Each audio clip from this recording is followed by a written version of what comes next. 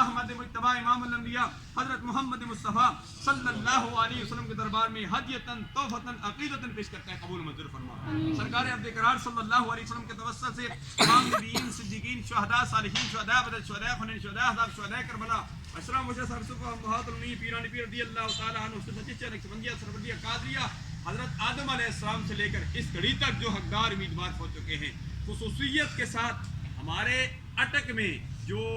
مختلف ادارے کام کر رہے ہیں، پولیس ہے، جو بھی ادارہ ہے، ججز صاحبان ہیں، وکلاء ہیں، یا الہ العالمین، یہ کئی ہمارے اس اداروں میں ہمارے کئی بزرگ اس دنیا فانی کو چھوڑ کر چلے گئے ہیں، جو یہاں اٹک میں آئے آج نظر نہیں آ رہے، یا اللہ ان کی ارواح کو عمومی طور پر اور خصوصی طور پر چودھری شاہد صاحب مرحوم کی روح کو ایصال ثواب کا قبول منظور فرما، چودھری شاہد صاحب مرحوم کی آنے والی منزل آسان فرما، یا الہ العالمین مرحوم کی قبر کو جنت کے باغوں میں سے ایک باغ بنا دے، مرحوم کی قبر کو تا حد نگاہ وسیع فرما،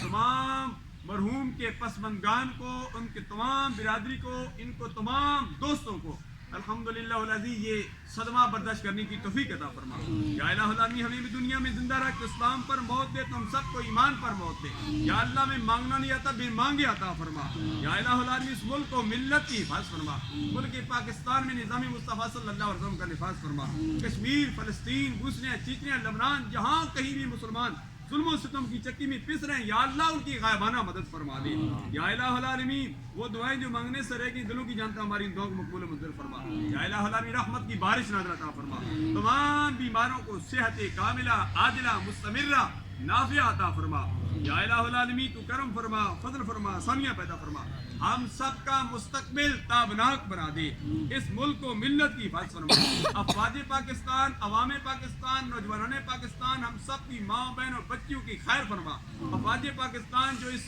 شدید سردی میں ہماری سرحدوں کی حفاظت کر رہی ہے، اس ملک پاکستان میں جو شدید سردی میں ہمارے اداروں کے نوجوان جو ڈیوٹیاں دے رہے ہیں، یا الہ العالمین ان سب کو مزید ہمت و استقامت عطا فرما،